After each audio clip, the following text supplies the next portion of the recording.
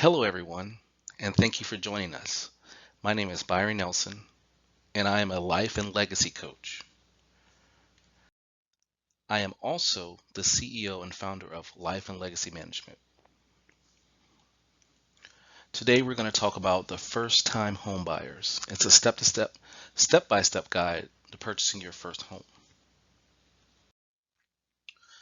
During the process, there's usually around 9 steps, and the 9 steps are going to be preparing to buy a home, exploring mortgage options, getting pre-approved, working with an agent, finding a home, how to make an offer, preparing to close, closing on your home, and managing your mortgage.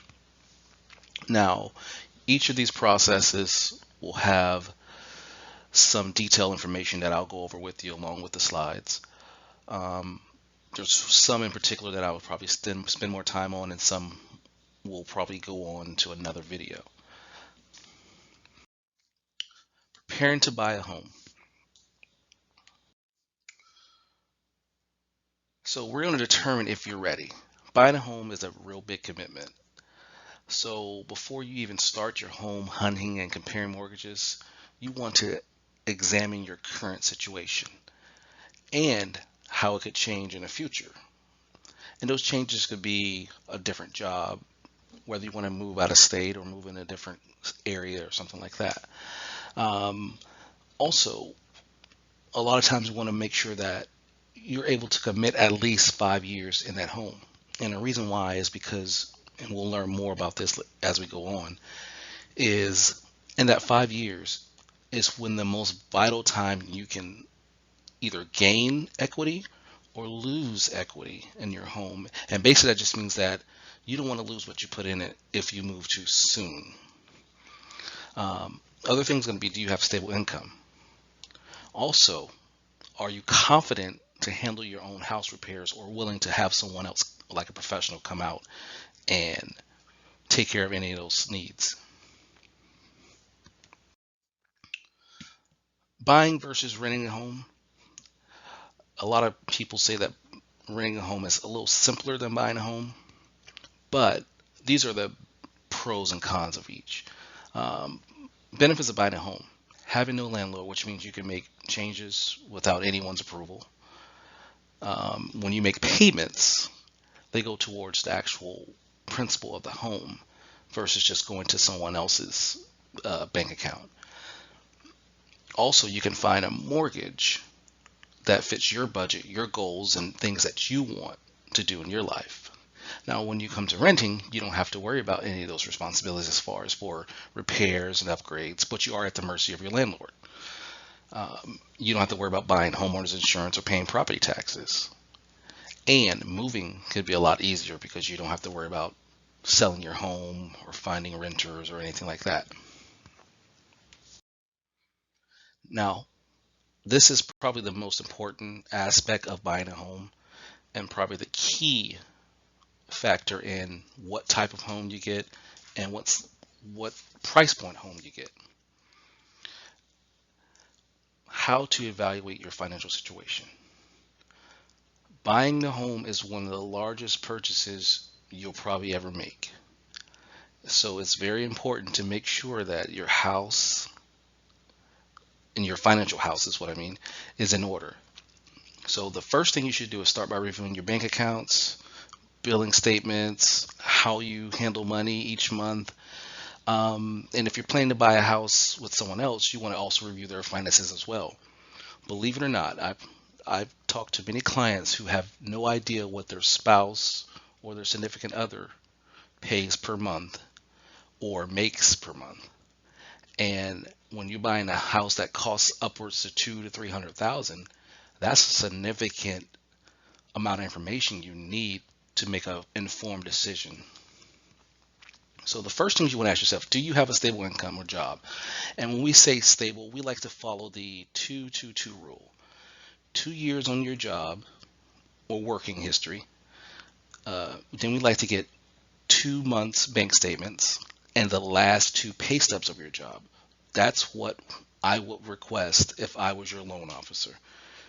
And those informations will give me the idea of what to expect from your finances. The next one is, are you able to save each month? Like, do you have a cash flow or do you have a negative cash flow? You hope that you will have a positive cash flow in your account. And are you saving this money, or are you spending it on something that you shouldn't spend it on? Do you have a plan or managing debt, like student loans and car payments? Um, do you typically pay your credit card debt quickly, or keeping your debt really low to qualify for a better mortgage? And as we talk about credit on some other videos, you'll understand why it's important to keep your credit card limits or balances versus the limit at a low level when you're trying to buy a mortgage. Do you already have money saved for emergencies? They say a good rule of thumb is about 3 months of income saved. So you take your income and your spouse's income, multiply it by 3, and that's the number you try to go for to save for emergency fund. Do you have money saved up for down payment and closing costs? And that's in addition to your emergency savings. So these are all things you have to look at to determine to buy a house. However, this doesn't mean that you cannot buy a house without meeting all these criteria. These are just very important things that you want to make sure are touched frequently and talked about and analyzed before you make this decision. The most important thing I tell all my borrowers is to budget. And a lot of times they don't have a budget. A lot of people rely on their snapshot of their bank accounts, or they check their online banking every day or something like that, but they don't know what they're actually spending other than their bills that they know come out: light bill, water bill, car payment, their credit card payments. But they don't actually know what the other things they spend. That pack of gum or that latte that you buy every week, those things add up to a big amount, and you may be missing a lot of savings if you're not counting for it. This doesn't mean that you can't live and buy those things. It just means that you want to have a budget that allows for these things. You want to always know where your money is going. So the most important thing that I believe is to make sure your budget, because none of this stuff matters if you can't budget for a new home.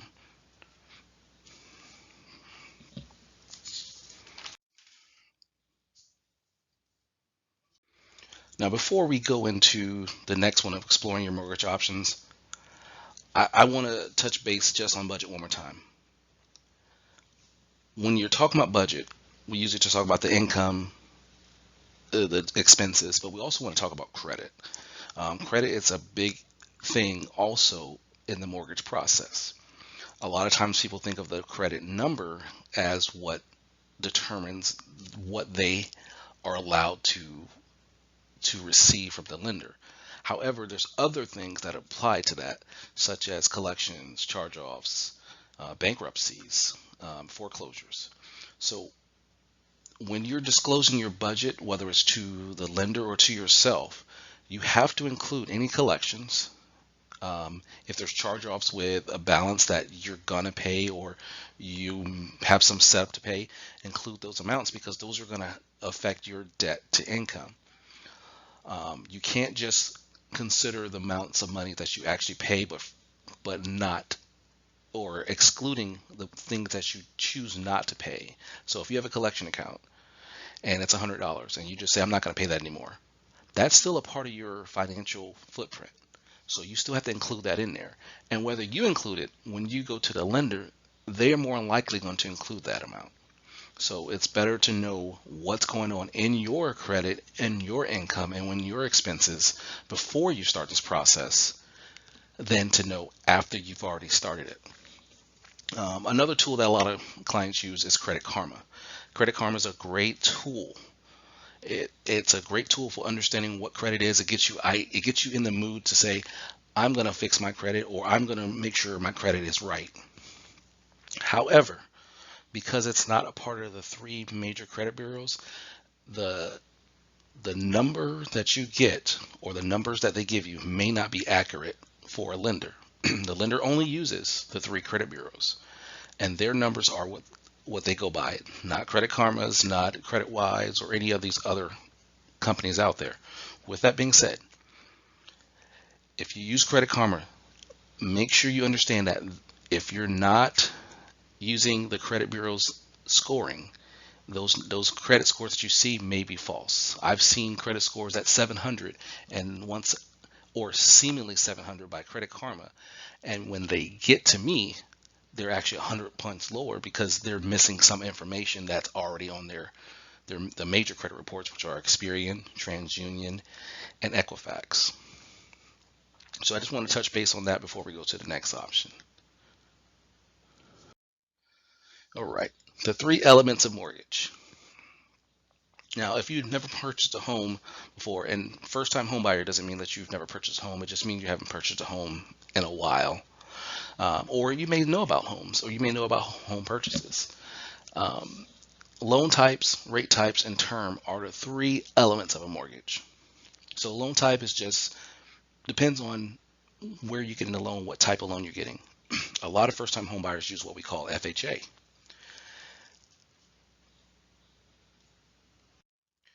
FHA is the government sponsoring agency that allows for the better rates, the lower down payments, um, and allows many borrowers with less assets to get into homes with less money out of the pocket. The good thing is that you get great rates, you get lower down payments, usually 3.5% down payment, um, and you can get into a home. The other side of that is that you do pay, and what we'll talk about later is private mortgage insurance or mortgage insurance, depending on how you want to view it. Um, and that can also drive up additions to your payment. So debt to income is usually something that is a little bit more lenient on an FHA loan, which is good for first-time home buyers. Private investors are just companies that are the banks, standard banks, and they have their own portfolio or their own way of how they lend. They're not backed by the agencies or the government agencies or anything like that. Rate type. Fixed and adjustables are usually what the two rate types you'll choose from. Um, don't don't always make sure that you allow your circumstances to control what that is. Look at both issues and pluses on on each rate, or sorry, each fixed and adjustable. When I bought my house, I used an adjustable rate to get in, not because I didn't use the fixed rate. I knew I wasn't going to plan on staying in this house for longer than 5 years. However, as I started living in here, I realized that I may stay longer. I may stay 10 years. So I'll just do a refinance, or what we call a rate term refinance, and that'll allow me to go back to a regular fixed rate. Adjustable rates usually are less costly or lower interest rates, and they allow you to get in with a better or a higher debt to income because you have a lower rate. However, with rates being where they are today, 2019, the end of 2019, they are preferably good for fixed rates also. So right now it's beneficial just to get a fixed rate. But basically what a fixed rate is it's fixed over the whole term of the loan. Well, so if you got a 30-year mortgage or 15-year mortgage or a 20-year mortgage, it's fixed rate for that whole term. Your payment doesn't change throughout that term. With an adjustable, it's fixed for a period of time. Usually the standard starts at 5. There are some 3s, but 3-year fixed rates, but they don't use those usually in a first-time home buyer situation. But a 5-year adjustable rate mortgage would be 5 years fixed, so you have that same rate for 5 years, and that after that 5th year, it can adjust to whatever the rates are at that time with what they call a margin.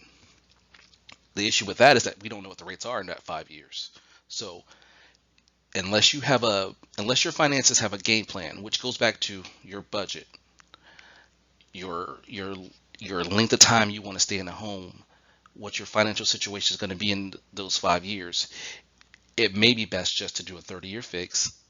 That way you're safe within that parameter to say, okay, I have time to determine what I'm going to do in my home. Now, term, like I said, it's 30-year, 15-year. There are some 25s and 20s, but you're not going to see too many differences between those two other than the payment. The rates are going to be a little bit different. Some 15 years have lower rates, but the payment's going to be bigger because you're paying it off in 15 years, so shorter payments. So most people go with 30 years. So that's the better term for them. The parts of a monthly mortgage payment. Monthly payments are usually composed of three portions: the principal, the interest, and taxes and insurance.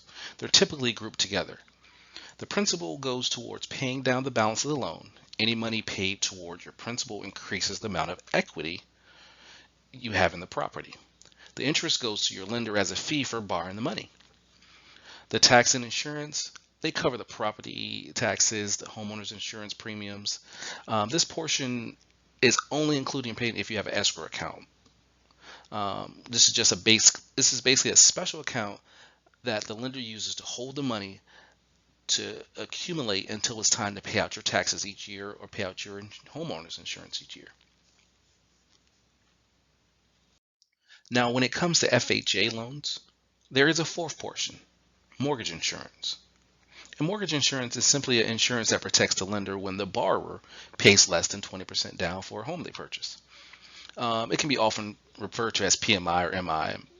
Most FHA and USDA and private loans utilize this whenever there's less than 20% down. This premium does not go towards your taxes, your insurance, your interest, or principal. It goes directly to the lender for their coverage of insurance to ensure that if you do default on that loan, they're covered.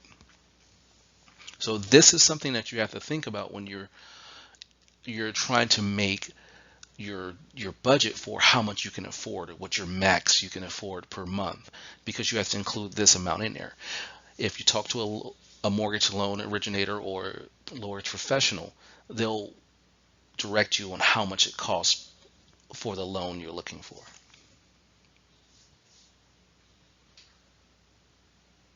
How to get pre-approved.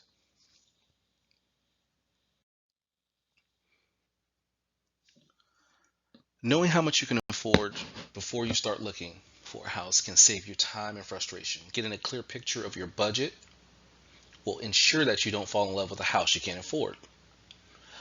When you get pre-approved, you complete a mortgage application. The lender will review your financial records, credit history, and then the lender will underwrite or basically fact check the information you provide. Once you're pre-approved, you'll receive a pre-approved letter, which is good as cash, and stating how much you can get approved for. Usually the pre-approval expires about 90 days of issue. Now, what's important about this is a lot of times people call and they'll say, hey, I want to get pre-qualified for a home. And I said, sure, you can get you pre-qualified. Give me some information. I get their income, their expenses, what they think their credit score is, what they want their max payment is, what do they have for assets and what they want to put down. And then I say, well, based on this information, you're pre-qualified for $300,000. And they're like, great, can you give me a letter? And I'm like, well, no, I can't get you a letter for that, because all we did was talk about the information. Based on the information you've given me, yes, you're pre-qualified, which means that under the numbers you've given me, which is just basic information, you qualify possibly for a mortgage. But in order for any of that to ever be considered for pre-approval, it has to be checked. It has to be verified. So we have to verify income. We have to verify assets, which means your bank statements. We have to verify not only the income, that you're still working at your job and your likelihood to stay at that job. We have to check your credit. Those are all things that we have to do prior to even issuing the letter. If those things do not line up, or they're not within the parameters of the lender, you can't get a pre-approval. And a lot of times people think that because we talked about these things and that we discussed, oh, you're pre-qualified, they go out searching for a house for that, and then they're surprised or disappointed when they don't or they actually don't get pre-approved or approved later on in the process. So it's best to get a pre-approval prior to going to a realtor. Now, your pre-approval is determined by how much savings, and it's important to show the lender how much of a down payment you can afford. A down payment is the amount of the home's purchase price you will pay up front. The old way was 20%. FHA allowed them to come down to as little as 3.5%. I always give my borrowers this rule of thumb: save the most you can for down payment. Whether it gets used, whether there's a program out there that helps you with down payment or anything, save as much as you can, because you want to have the best option for you, not the most convenient option, because sometimes the most convenient option may not be the best terms for your budget. Your income. The lender is going to review your income monthly. If you work overtime, that overtime has to be consistent, not consistent for a month. It has to be almost consistent for 2 years. And if it's not, they can't use that overtime income. So we'll only use the 40 hours, standard a week that you make. Also, your expenses. Like I talked in the budget part, if your expenses are this number, disclose that number, because we will see it and we'll add up all those numbers. And if the debt to income is too high and it goes beyond what the lender or FHA allows, we can't pre-approve you. Credit. Credit is a big thing. Everyone's focused on credit number, my number, my number, my number. But the number is great, but the report has to also look good. The number is great, but the credit report file has to look good. You can have a 620 credit score with 3 collections. You may have that. However, those collections may total more than what the FHA or the lender's guidelines is allowing you to have, which means you will have to either pay those or they have to include those in your expenses, which can lower your or increase your debt to income, but lower how much you can afford in a home. So it's very important to monitor your credit, access your credit report, and also make sure that when you're accessing your credit report, you're looking for inaccuracies and everything like that. Working with a real estate agent. Why should you work with a real estate agent?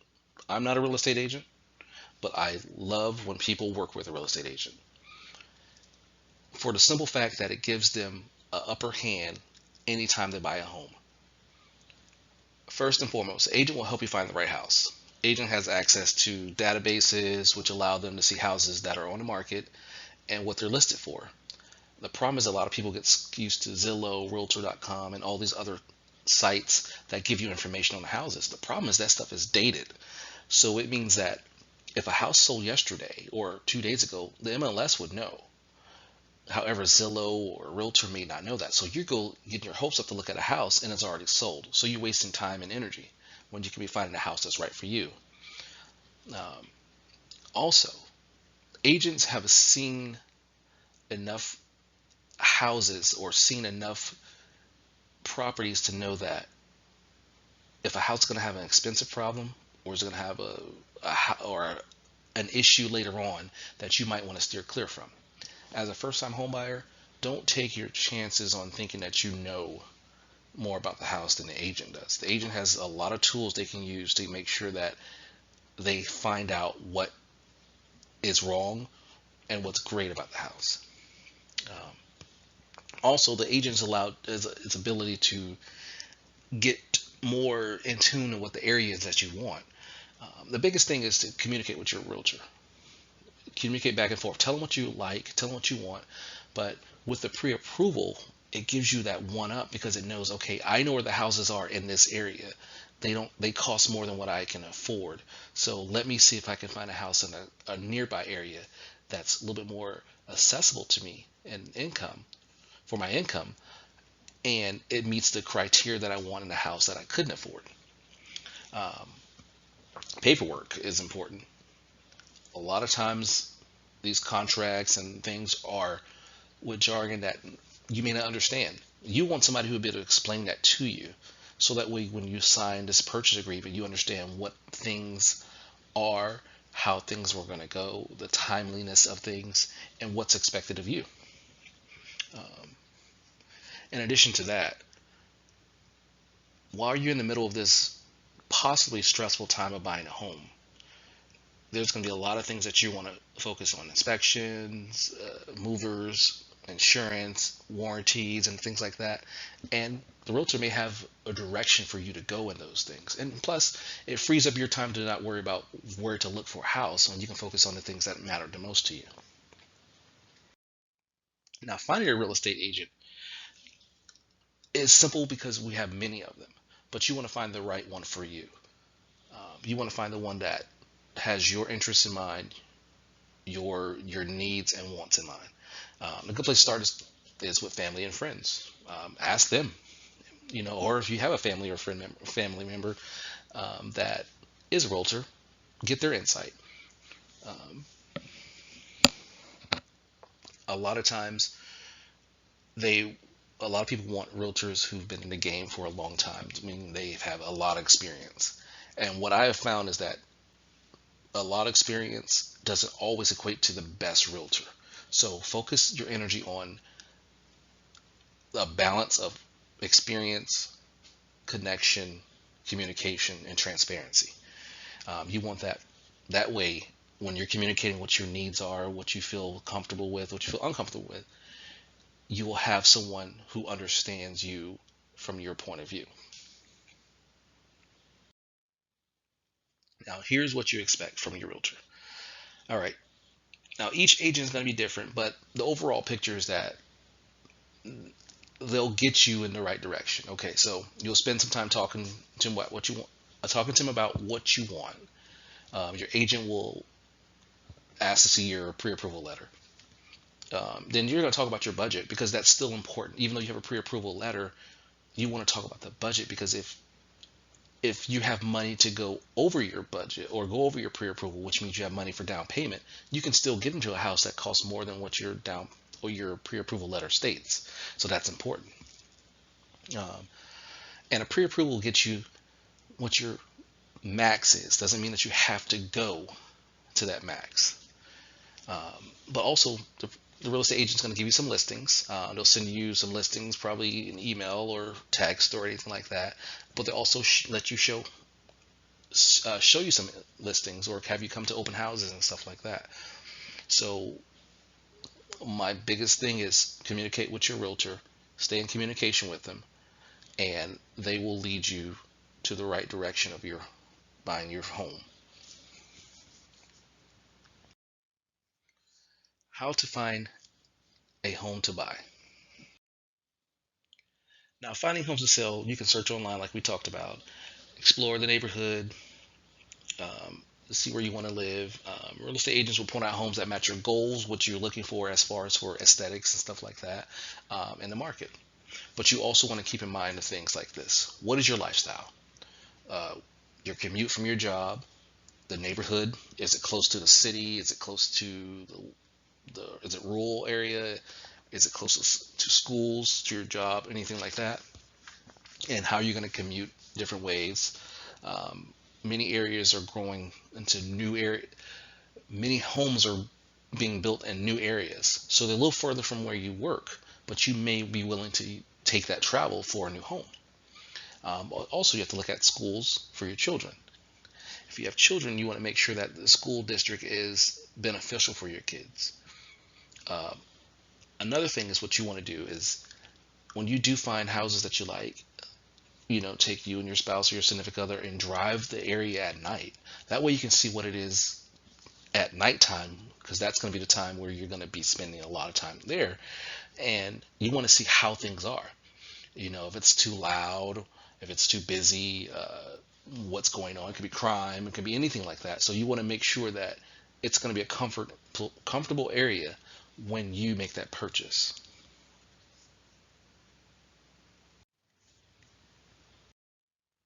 Building a house versus buying a house. Advantages of buying a house, it's usually cheaper. It takes less time to buy an existing house than it does to build a new one, unless major renovations are needed. And then that can be construction timeline delays. Advantages of building a house is you get to pick exactly what you're looking for. In most cases, if it's a stock floor planning, you can pick the options you want. And everything will be brand new, so you don't have to worry about inheriting any previous homeowners' problems. Now, how to make an offer. Now, we talked about the pre-approval letter. So that's going to give you your limit of what you can purchase. That's going to have your, so we're going to say the amount is 200,000. You have a $200,000 limit, and deciding how much you want to put an offer in is you can tell your realtor, hey, I want my house, I don't want to go no more for this home than 175,000, and the house is listed for 160,000. They're not going to tell the lender, or sorry, they're going to tell the seller, I want to pay 175. They're going to give them a negotiation, so to see whether they can get the price as low as possible for you. But having a realtor is they're going to have the ability to see what is comparable in that area. So you don't want to pay for a house more than what it's worth, and as well as lenders don't want you to buy a house for more than what it's worth. So the realtor is going to know that these houses sell for the same in that area or not selling for that same area. So this house may be too much. They're going to know when it's a really good deal, but they're also going to know how long the house has been on the market. If a house has been on the market for 3 to 4 months, maybe they're willing to go down in the price, or asking things like them contributing to closing costs, which is a real good deal for first-time home buyers. The one thing you have to keep in mind is that just because you're putting in an offer doesn't mean that they have to accept that offer. And understand this, there can be 5 other offers that are competing against you. So when the realtor or the real estate agent puts in their offer, the seller has the ability to accept or not. And then from there, if they accept, hey, you got a contract. You can buy a house. But if they don't accept, then you probably need to either renegotiate or do a counter offer, or look for a different house. Now, drafting your offer. Your real estate your real estate agent will help you draft your offer to your home. These are going to include contingencies, and contingencies are just things that must be met before the deal is done. So, like home inspection, successful. Make sure the home inspection is done.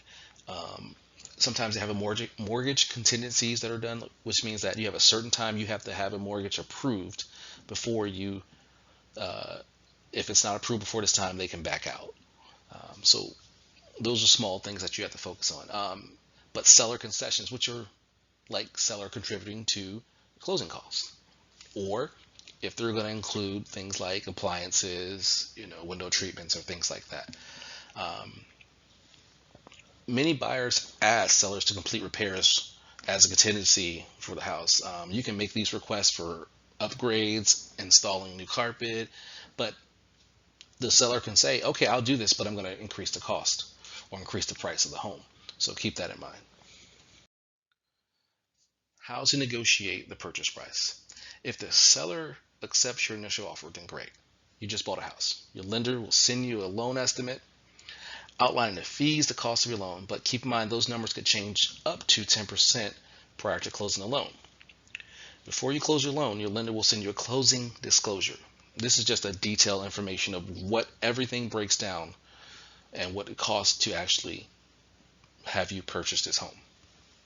If the seller counters your first offer or even rejects it, you can get in touch with your agent, or your agent will get in touch with you and say, hey, this is what they said they'll do.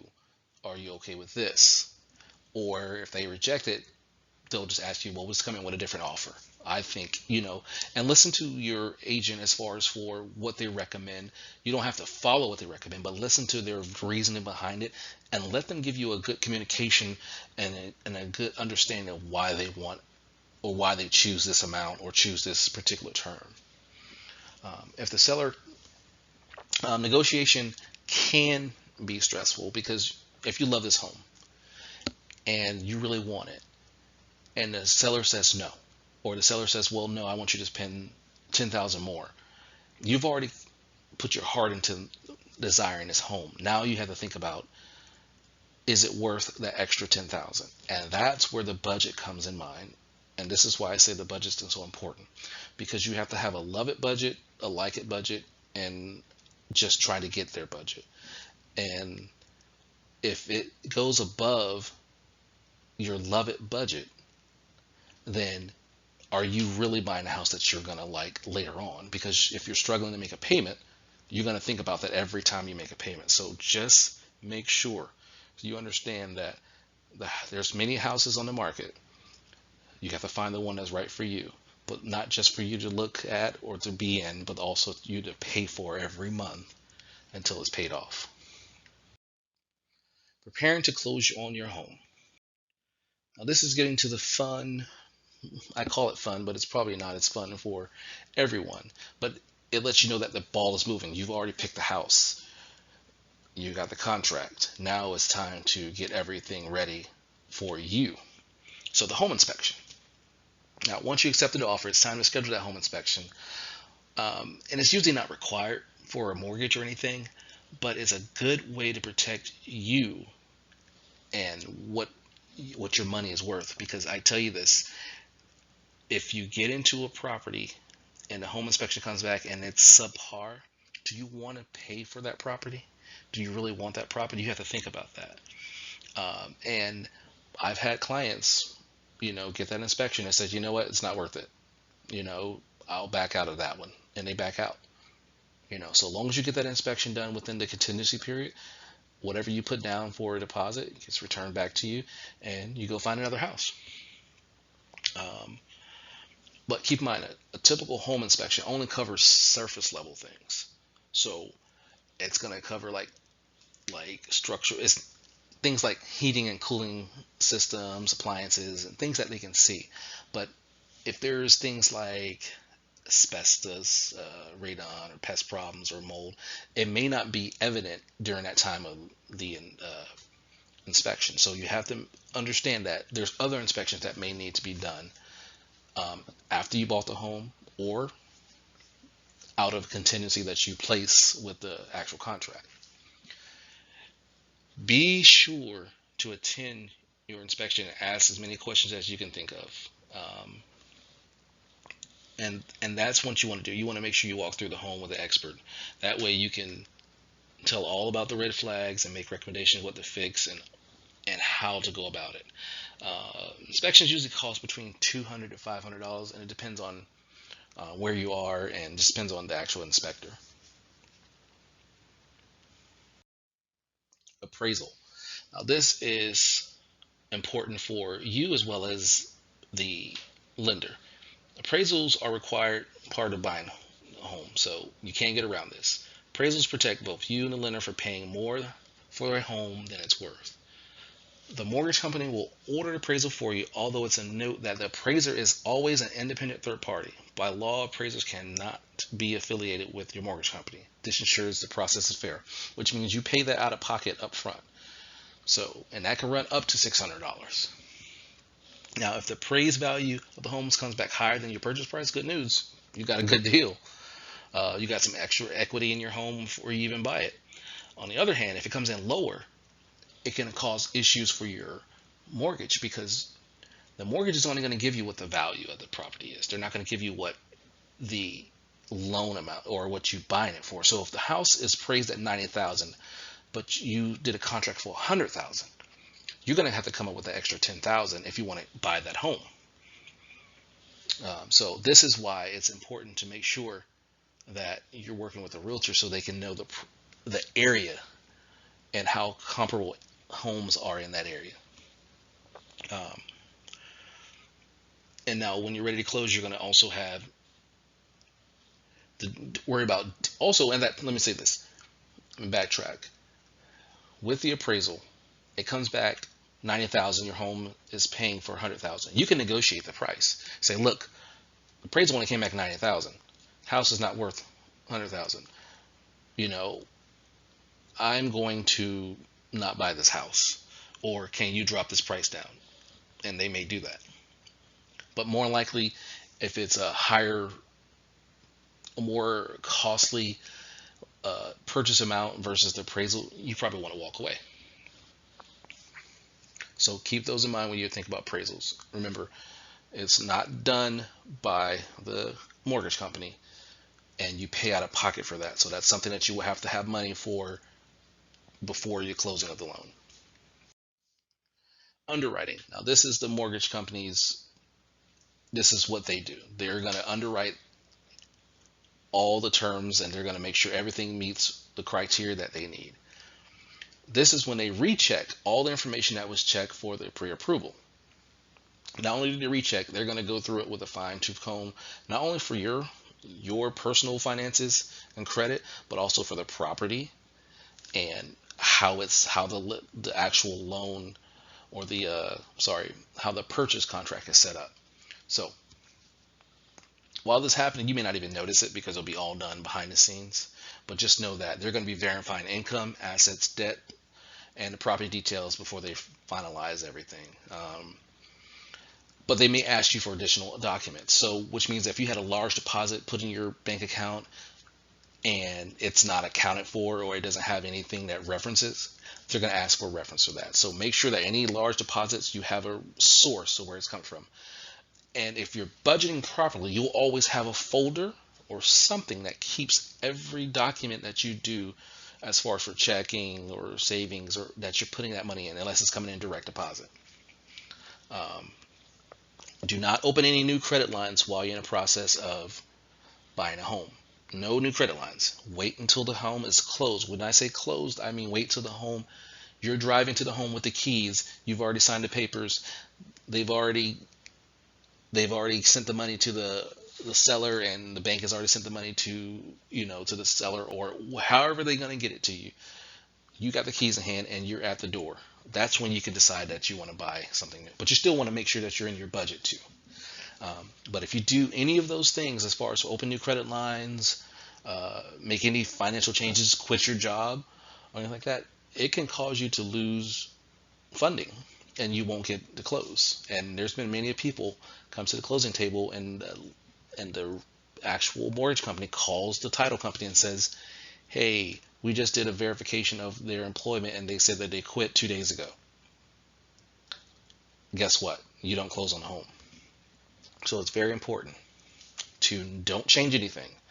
And I always talk to my borrowers about keeping the things the same when you first start the first initial application. Once you start the application, keep everything the same. So once again, I'm going to go back over it. Don't apply for new credit lines or loans, and don't make purchases that will deplete your assets. Now, assets is a big thing. If you have to pay closing costs and down payment, you need that money. If they need reserves, you need that money. If you start buying things in hopes that when you move in, you will have brand new stuff put in there, and you deplete the assets, and they do a verification of the deposit, which means that, or verification of your bank and saying, I need your last bank statements, and it shows that your money is dropped, and you go under their minimum requirements, they won't close the loan. And it can also cause you to lose the deposits you put down on the home. So don't change anything. All right, so closing on your home. What happens the day before closing? So once you acknowledge your closing disclosures, you'll get a call, a document's called closing disclosures, and which will include a summary of the final cost of the loan, pretty much what you'll have to bring to the table or what it costs at the end of the day. You have to acknowledge it, though. You have to, that you got them, because if you don't acknowledge them, there's a time frame. They have to have them in before they can set the closing. And usually, if your closing is on a Friday, if you don't acknowledge those by Wednesday, I believe, or we'll say, depending on your lender, by Wednesday, that closing may be pushed back to Monday or further out than that, and that can cost you money, or it can actually cost you to lose that lending or that loan funding. So be conscientious of those last times that you're getting these documents, that you timely look at them, look them over. If you have any questions, contact your mortgage originator or mortgage loan officer, however you want to call them, and get them signed, or at least acknowledge that you have them.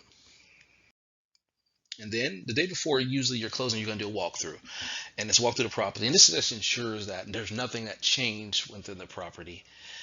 Maybe the sellers were damaged something on moving out, or things weren't working uh, prior to them moving out, and you didn't know. So now that you're doing that final walkthrough, you can check those things also to make sure that they're the same as they were when you first put the contract in.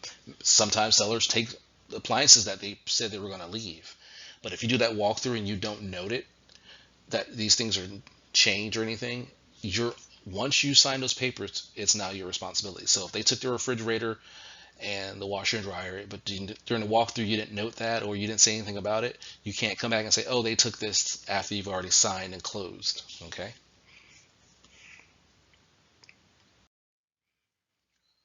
So what and who to bring with you to closing? Well, you're going to bring yourself and anyone who's going to be on the loan. So that's your spouse, significant other, brother, sister, whoever else is going to be on that loan. You're going to bring your photo IDs, and you're going to bring a cashier's check, or now they're starting to do more of a wire. You're going to show that proof of wire for your down payment and closing costs, and you'll get that information once you get the closing disclosure. Um, and they'll say, okay, send this amount to this particular bank, and you'll send that amount. But you also want to bring in that closing disclosure that you had, they sent you earlier in the week. That way you can compare it to the end one. So if you have any discrepancies, you can see, hey, this is not matching up to what you guys sent me last time. I just got this 2 days ago. This one's different. And that way, just in case something happened or anything like that, or there's mistakes can be made, and that way you're covered. Um, Now, if you can't attend closings, you have to make sure that the power of attorney, and make sure they know ahead of time that you have a power of attorney going to be doing that. Usually closings are held by a third party, which is title company or attorney itself, and they're the ones who go over everything. Most times it's not the seller with you, it's usually the actual borrower separate from the seller. So you'll go in there with your family or your friends or whoever else is with you and close on the loan. What you'll pay for at closing. All right, at closing, you'll get the keys to your home. And you also need to pay any closing costs. And here's the breakdown of the most common upfront costs: down payment. And basically, your down payment is just the equity you'll have in the home, which is usually for FHA 3.5%. Your closing cost is going to consist of, and this is a broad statement when I'm saying closing costs because they're broken down a little bit more than that, but escrow funds, which is going to be include your taxes and insurance, those things that are due up front. Usually it's a year up front, so you'll pay those. Third party fees to process your loan, whether it's going to be lender fees, title insurance, credit report fees, appraisal fees, if there is appraisal fees included. What we call per diem, per day interest, which means you're going to pay interest from the day you close to the day of your first payment. And usually your payment's not due until 45 days later. If there's any homeowners association dues, you have to pay a year's worth of that also. Discount points. Basically, a discount point is if you paid a fee to lower your interest rate, you'll pay that. So if your rate was going to be 4%, but they said if you pay $600, it can be 3.75%, then you pay that additional $600 will be on there. Now, what I want you guys to do is check out my video on down payment versus closing costs. The link's going to be in the description. The reason why closing costs and down payment are one of the biggest factors of people not being pre-approved. That's one of the biggest factors of people not understanding the mortgage process. It's one of the biggest factors in people not staying in tune with their budget, staying in tune with what they can afford. A lot of people want down payment assistance. A lot of people want those programs, but they don't realize that they have to pay closing costs. And sometimes closing costs is higher for those assistant programs. So they may come up with a down payment, which is 3.5% of whatever the loan amount is, but they don't have closing costs. And closing costs cannot be financed. Now, managing your mortgage payments, like we talked about with The budgeting, this is going to all circle back to budgeting. And this is why I said it's the most important thing about a home buying. It's the most important. Each month you'll make your monthly payment to the lender that will go toward paying back the amount you borrowed, principal, plus interest. And then you'll have your monthly payment. Your monthly payment may include mortgage insurance. Now, your mortgage statement will show payments broken up. Initially, the bulk of your payment will go towards interest on the loan, but over time, more and more payment will go towards the principal balance. I urge you, if you can, try to add more to your principal so you can pay less interest over time. If you have an escrow account, which most will, part of your payment goes towards your escrow account, which gets paid towards your taxes and insurance. So they'll collect all that, and you'll see those balances accumulate over time. You'll see those balances continue to accumulate, and you'll see the payouts. Your first mortgage payment, like I said before, is usually won't be due about 2 months after closing. So if you close on June 9th, for example, you'll pay per day entrance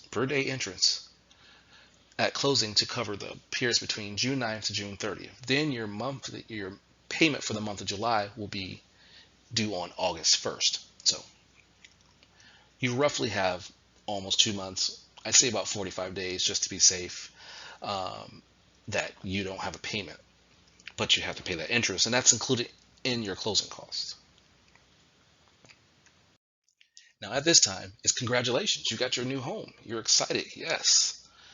Just remember, keep in mind your budget as you buy new things for your home, as you fix up your home, as you change things out, because you don't want your home to become a burden. You want your home to be an enjoyable atmosphere. So in order to keep that, you have to remember that you have to budget for things. You can budget for repairs, you can budget for rehabilitation, or budget for just remodeling. You can do all those budgets for that. But if you don't budget for it and you start spending money that you may not have or you don't have, the house is going to start to become a pain or a dread situation, and you don't want that, because it's an enjoyable time to spend time with your family, friends, and just to have something that you can look forward to owning later on in life. Now, if you have any questions, please leave me a comment below. I'll have my contact information in the description below. Also, I have a couple links about credit reports, budgets, some other things, home buying process, and all those things in the description. Please feel anytime you need, reach out to me and I'll answer any questions. Thank you.